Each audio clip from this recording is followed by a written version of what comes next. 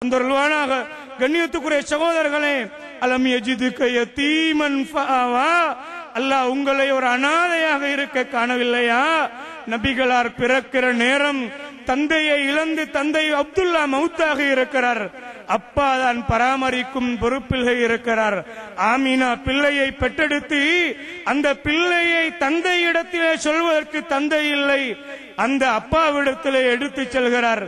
உடனே அப்பா காபா என்ற மகத்தான் அந்த ஆலயம் ஜாகிலியத்து காலத்து மனிதர்களின் உள்ளத்திலேயும் மிகப்பெரிய இடம் பிடித்திருந்தது, மரியாதைக்குரிய தலமாக இருந்தது, இறைவனின் ஆலயம் என்ற உண்மையை விளங்கி இருந்தார்கள். காபாவுக்குள்ளே பிள்ளையை சுமந்து சென்ற அப்துல் முத்தலிப் பிள்ளையை பாராட்டி சோபன வார்த்தைகளை சொல்லி, அன்று அரபு மண்ணிலே எந்த பிள்ளைக்கும் இந்த முகம்மது என்ற பெயர் வைக்கப்பட்டிருக்கவில்லை. அந்த நேரத்திலே ஸல்லல்லாஹு அலைஹி வஸல்லம் அவர்களுக்கு அப்துல் முத்தலிப் அங்கே முகம்மது என்ற பெயரை வைக்கிறார். புகழப்பட்டவர் என்ற அருமையான அர்த்தத்தை உடைய பெயரை வைக்கிறார். நிச்சயமாக அவரின் உள்ளத்திலே அல்லாஹ் தான் அந்த உதிப்பை போட்டிருப்பான். கண்ணியத்துக்குரிய சகோதரர்களே, பிள்ளை பிறந்த நேரத்திலிருந்தே அவர் பிற்காலத்திலே ஒரு நபியாக வருவார் என்பதற்குரிய பலமான அந்த நுபுவத்தின் அடையாளம் முதுகிலே இருந்தது. கண்ணியத்துக்குரிய சகோதரர்களே, ஆனால் வேதங்களை பற்றிய அறிவு இல்லாத மக்கத்து மனிதர்கள் அப்துல் முத்தலிபிலிருந்து மற்றவர்களிலிருந்து இவர் என்ன நிலையிலே பிற்காலத்தில் வருவார் என்று எதுவுமே அவர்களுக்கு தெரியாது. பாராட்டினார்கள், ஆனால் தந்தை இல்லை. அந்த நேரத்திலே பிள்ளைக்கு தன் தாய் ஆமீனா பாலூட்டுகின்றார்.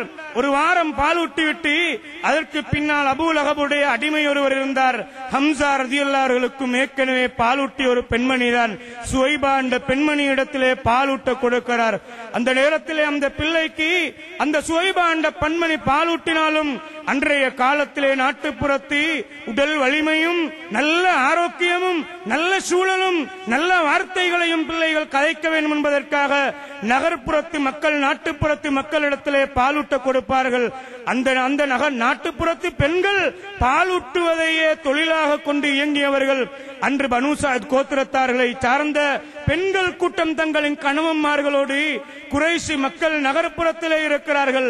அவர்களிடம் இருந்து பிள்ளைகளை தத்தெடுக்க வேண்டும், அவர்களை பாலூட்டுவதற்காக எடுத்துச் செல்வதற்கு வந்தார்கள். இத்தனைக்கும் அவர்கள் கூலிக்கு வரலாற்று உண்மையை ஹலீமா சஅதியா என்று சொல்லக்கூடிய அந்த பெண்மணியே இப்படி கதைக்கிறார். நான் பனூ சஅத் கோத்திரத்தார் பெண்மணிகளோடு நான் குறைஷியர்களுடைய பிள்ளைகளை எடுப்பதற்காக வந்தேன். அந்த நேரத்தில் அங்கே என்னோடு வந்தவர்கள் ஒவ்வொருவரும் பல குழந்தைகளையும் உடனே போய் எடுத்துக் கொண்டார்கள். இந்த பிள்ளையும் ஒரு இடத்திலே இருந்தது. அந்த பிள்ளையை எல்லா பெண்களும் வந்து கேட்பார்கள், இது யாருடைய பிள்ளை? இந்த பிள்ளையா? பார்க்க அழகான பிள்ளையாக இருந்தது, ஆனால் இந்த பிள்ளையா தந்தை இல்லாத ஒரு அனாதையாக இருக்கிறார் என்று சொன்னவுடனே அத்தனை பேரும் இந்த பிள்ளையை எடுத்து நமக்கு ஏதும் பலனில்லை என்று சொல்லி விட்டு சென்றார்கள். ஹலீமத்து சஅதியா என்ற பெண்மணி சொல்கிறார், நானும் இந்த பிள்ளையை கண்டேன், ஆனாலும் தந்தை இல்லாத ஒரு அனாதையாக இருக்கிறார் என்பதனால் இந்த பிள்ளையை நான் எடுக்கவில்லை, போய்விட்டேன். ஆனாலும் எனக்கென்று வேறொரு குழந்தை கிடைக்காததனால் என்னுடைய பெண்கள் கூட்டத்திலே சொல்லிவிட்டு வந்தேன், ஏதாவது ஒரு குழந்தையை எடுத்துச் செல்ல வேண்டுமே, ஒன்றுமில்லாமல் திரும்பி செல்லாமல் இருக்க இந்த அனாதை சிறுவனையாவது நான் எடுத்துச் செல்ல வேண்டும் என்று தான் வந்தெடுத்தேன். அல்லாஹ் ஆயிரம் ஆயிரம் பரக்கத்துகளை என் வாழ்க்கையில செய்தான் என்று அந்த பெண்மணி சொல்கிறார். கண்ணியத்துக்குரிய சகோதரர்களே, அல்லாஹ் அனாதையாக அந்த பிள்ளையை அப்படியே வளர்க்கிறான். பிள்ளையை அப்படியே ஹலீமா என்ற அந்த பெண்மணி வளர்த்து 4 வருடத்தை அடைகிற நேரத்தில் தன்னுடைய பிள்ளையோடு ஏனைய பாலூட்டும் பொறுப்படுத்த அந்த பிள்ளைகளோடு ஒரு இடத்திலே விளையாடுகிற நேரத்தில் சிறியவராக இருக்கும் போது ஜிப்ரீல் அலைஹிஸ்ஸலாம் வருகிறார்கள். வந்து இந்த பிள்ளையை மட்டும் எடுத்து சென்று அவரின் இதயத்தில் ஒரு துண்டை எடுத்து ஒரு தட்டிலே வைத்து அப்படியே அது சைத்தானுடைய பங்கு என்று சொல்லி ஜம்சம் தண்ணீரினால் கழுவினார்கள். அங்கே அந்த இதயத்தை கிழித்தெடுத்த அந்த அடையாளத்தை அனஸ் இப்னு மாலிக் ரலியல்லாஹு அன்ஹு சொல்கிறார்கள், நாங்கள் அந்த அடையாளம் அந்த பொருத்தப்பட்ட அந்த இதயத்தில் இருந்த அடையாளங்களை நாங்கள் கண்டோம் என்று சொன்னார்கள். சஹீஹ் முஸ்லிமிலே இந்த ஹதீஸ் பதிவாக இருக்கிறது.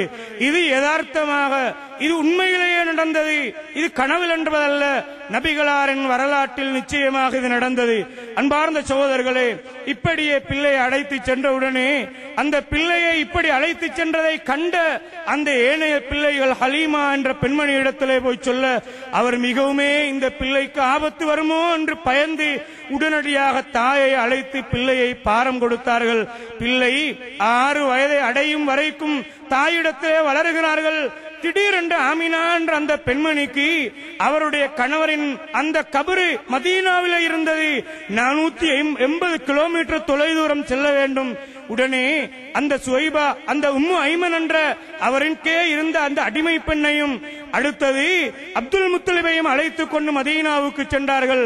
அந்த இடத்தில் 1 மாதம் தங்கிவிட்டு மீண்டும் மக்காவை நோக்கி திரும்பி வருகிற நேரத்தில் மக்காவுக்கும் மதீனாவுக்கும் இடையிலே உள்ள அல் அபுவா என்று சொல்லக்கூடிய அந்த இடத்திலே வைத்து ஆமினா நோய்வாய்ப்பட்டு அதே இடத்திலே மௌத்தாகிறார்.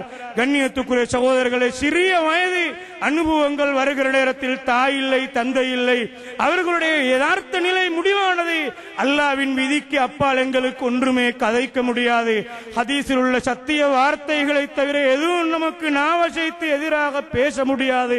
நபிகளாரின் வாழ்க்கையில் அவர் நொந்த மனம், அதிலே நானும் நீங்களும் பங்குதாரிகள் தான். அன்பார்ந்தவர்களே, அந்த அடிப்படையில் விதியானது அது முடிவு செய்யப்பட்டது. அந்த அடிப்படையிலே நபிகளார் ஸல்லல்லாஹு அலைஹி வஸல்லம் அவர்கள் தாய்க்கு பின்னால் அப்துல் முத்தலிபிடத்திலே 8 வயது வரை 2 வருட காலம் வாழுகிறார்கள். 8 வருடத்திலே அந்த அப்துல் முத்தலிப் மௌத்தாக அதை சாச்சாவாக இருந்த அபூ தாலிப் பொறுப்படுத்தி நீண்ட காலமாக பிள்ளையை வளர்த்தார்கள். கண்ணியத்துக்குரிய சகோதரர்களே, வரலாறு நீண்டது. அலம் யஜிதுக யதீமன், உங்களை ஒரு அனாதையாக இருக்க அல்லாஹ் காணவில்லையா? அதற்கு பின்னால் உங்களை பராமரிக்க, அடைக்கலம் தர, அரவணைக்க அல்லாஹ் வழி செய்தான். வவஜதக ضالًا فهدى ما كنت تدري ما الكتاب ولا الإيمان. ஈமான் என்றால் என்ன, வேதம் என்றால் என்ன, அல்லாஹ்வுடைய வஹி என்றால் என்ன, எந்த விதமான அறிவும் இல்லாத நிலையில் நீங்கள் உங்களுக்கு நேரான வழி என்ன என்று தெரியாத போது அல்லாஹ் உங்களுக்கு வழிகாட்டினான். வஜதக ஆயிலன் ஃபஅக்னா, நீங்கள் ஒரு ஏழையாக அல்லாஹ் இருக்க கண்டான். நீங்கள் ஒரு ஏழையாக உலகத்திலே எந்த நபியாக இருந்தாலும் ஆடு மேய்த்தார் என்றார்கள் ஸல்லல்லாஹு அலைஹி வஸல்லம் அவர்கள். நீங்களும் அல்லாஹ்வுடைய தூதரே, நானும் தான் அந்த பாலைவன பெருவெளியிலே ஆடு மேய்த்தேன் என்றார்கள் ஸல்லல்லாஹு அலைஹி வஸல்லம் அவர்கள். நபிகளார் மரணிக்கிற நேரத்திலேயும் பெரிய பணக்காரர் அல்ல, பஞ்சி மெத்தையிலே உருண்டு பிறண்டு படுத்தவர் அல்ல, தங்க கரண்டிகளால் சாப்பிட்டவர் அல்ல. சுப்ஹானல்லாஹ், அல்லாஹ்வுடைய தூதர் அவர் ஒரு ஓலையிலே, ஈச்சமரத்து ஓலையிலே படுத்துறங்குகிறார்கள். அந்த நேரத்திலே அனஸ் இப்னு மாலிக் ரலியல்லாஹு, அப்துல்லாஹ் பின் மஸ்ஊத் ரலியல்லாஹு அவர்கள் பார்த்து, நீங்க அல்லாஹ்வுடைய தூதரே, எனக்கு சொல்லி இருந்தால் ஒரு விரிப்பை நான் விரித்திருப்பேனே என்று சொன்னார்கள். உடனே அல்லாஹ்வுடைய தூதர் சொன்னார்கள், மாலி வலி துன்யா, இந்த உலகத்துக்கும் எனக்கும் உள்ள அந்த தொடர்பு என்ன தெரியுமா? கராகிபின் இஸ்தபல்ல தஹ்த ஷஜரா, ஒரு நீண்ட பயணம் மேற்கொள்கிற ஒரு மனிதன் களைப்பார ஒரு மரத்திற்கு கீழால் நிழல் பெற நிற்கிறான். களைப்பாரியதன் பின்னால் அவன் இலக்கை நோக்கி பயணம் செய்வானே, இதே வாழ்க்கையையும் இதே அந்த பயணியின் வாழ்க்கையை ஒத்த வரலாறு தான் என்னுடைய வாழ்க்கை என்று நபிகளார் சொன்னார்கள். அன்று ஈலா என்ற சட்டம், நபிகளாரின் மனைவிமார்களோடு நான் ஒரு மாதத்துக்கு ஒன்று கூட மாட்டேன் என்ற அந்த சட்டம் இறக்கப்பட்ட அந்த சத்தியம் பண்ணின நேரத்தில் நபிகளாரின் மனைவிமார்களோடு வந்த சாதாரண ஒரு பிணக்கிலே ஒதுங்கி இருந்த நபிகளாரை பார்க்க, தன்னுடைய மனைவியும் உம்மஹாத்துல் மூமின்கள் ஒருவராக இருந்ததனால் அந்த உமர் ரலியல்லாஹு நபிகளாரை போய் பார்த்தால் பரிதாபமான நிலையிலே இருக்கிறார்கள், ஏங்கி அழுதார்கள்.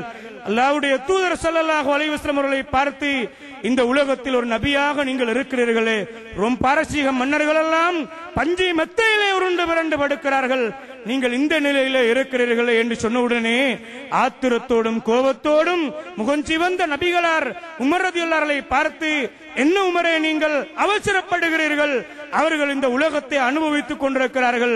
மறுமைதான் எங்களின் வாழ்க்கை என்பதை உண்மையை நபிகளார் உமர் ரலியல்லாஹு அன்ஹுவுக்கு புரிய வைத்தார்கள். அல்லாஹ் நபிகளாரை ஏழையாக இருக்க கண்டு அவரை பணக்காரனாக மாற்றினார் என்றால் நபிகளார் சொன்னார்கள், கத் அஃப்லஹ மன் அஸ்லம வ ருஸிக கஃபாஃபன் வ கன்னஅஹு அல்லாஹு மிம்மா ஆதாஹு. அல்லாஹ்வுடைய தூதர் ஸல்லல்லாஹு அலைஹி வஸல்லம் சொன்னார்கள், இந்த உலகத்திலே வெற்றியாளர் யார் என்றால் அவன் இஸ்லாத்தை ஏற்று அல்லாஹ் அவனுக்கு ரிஸ்க் அளிக்கிறான், போதுமானதை கொடுக்கிறான். அல்லாஹ் அந்த போதுமானதை வைத்து போதுமென்ற மனநிறைவை அல்லாஹ் அவனுக்கு ஏற்படுத்துகிறான் என்றால் அவன் உலகத்திலே வெற்றி பெற்று விட்டான் என்றார்கள் ஸல்லல்லாஹு அலைஹி வஸல்லம் அவர்கள். சஹீஹ் முஸ்லிம் நபிகள் நாயகம் ஸல்லல்லாஹு அலைஹி வஸல்லம் அவர்களுக்கு தன்னிறைவை அல்லாஹ் ஏற்படுத்தினான், தேவைகளை பூர்த்தி செய்யக்கூடிய வழிகளை ஏற்படுத்தினான். அல்லாஹ் உங்களை அனாதையாக இருக்க காணவில்லையா? அல்லாஹ் அடைக்கலம் தந்தான், நேர்வழியை காட்டினான். இந்த உலகத்திலே ஒரு மனிதனை அல்லாஹ் நல்ல நிலையிலே ஆரோக்கியவானாக பிறக்க வைத்து வளர வைத்து ஆளாக்கி அடுத்து அல்லாஹ் அவனுக்கு செய்கிற மகத்தான அருள் என்ன தெரியுமா? ஹிதாயா, நேர்வழிதான். அன்பார்ந்த சகோதரர்களே, நேர்வழிதான். இந்த உலகத்திலே கோடான கோடீஸ்வரன் உலகத்தை ஆட்சி செய்கிற ஒரு மன்னாதி மன்னன் என்று வைத்துக் கொள்ளுங்கள், ஹிதாயத் இல்லாமல் மௌத்தாகிறான், இஸ்லாம் இல்லாமல் மௌத்தாகிறான். பரம வடிகட்டிய ஏழை அவன் ஓலை குடிசையிலே வாழுகிறான், வழி இல்லாமல் அவன் எலும்பும் சதையுமாக ஈமானை பாதுகாத்துக் கொண்டு மௌத்தாகிறான். அவன் அல்லாஹ்விடத்தில் மேன்மைப்படுத்தப்பட்டவன். அன்பார்ந்த சகோதரர்களே, அல்ஹம்துலில்லாஹி அல்லதி ஹதானா லிஹாதா வமா குன்னா லினஹ்ததிய லௌலா அன் ஹதானல்லாஹ். அல்லாஹ் எங்களுக்கு நேர்வழியை காட்டவில்லை என்றால் யாருமே நேர்வழி காட்டவில்லை. அந்த அல்லாஹ்வுக்கே எல்லா புகழும் என்று சுவர்க்கவாதிகள் கதைப்பார்கள். அல்லாஹ் நபிக்கு செய்த அருள்கள் மூன்றை நினைவுபடுத்திவிட்டு 3 அறிவுரைகளை அதற்கே ஏற்பச் செய்கிறான். அடுத்த குத்பாவிலே பார்ப்போம். அல்லாஹ் என்னையும் உங்களையும் பொருந்திக் கொள்வானாக. எங்களுடைய பாவங்களை மன்னித்திடு ரஹ்மானே.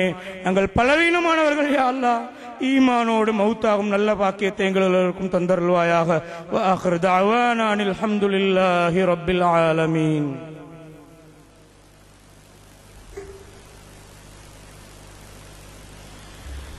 الحمد لله رب العالمين وهو ولي الصالحين ولا عدوان إلا على الظالمين وصلى الله وسلم على نبينا محمد وعلى آله وأصحابه وأتباعه وأهل بيته أجمعين أما بعد. அன்பார்ந்த சகோதரர்களே, 9வது வசனமாக அல்லாஹ் தஆலா சொல்கிறான், ஃபஅம்மல் யதீம ஃபலா தக்ஹர்.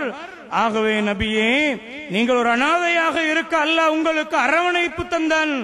ஆனால் இதே போன்று ஆகவே நீங்கள் ஒரு அனாதையை நீங்கள் கடுகடுத்து நடக்காதீர்கள், இரக்கத்தோடு பண்பாக நீங்கள் அவர்களோடு நடந்து கொள்ளுங்கள். நீங்கள் ஏழையாக இருக்க அல்லாஹ்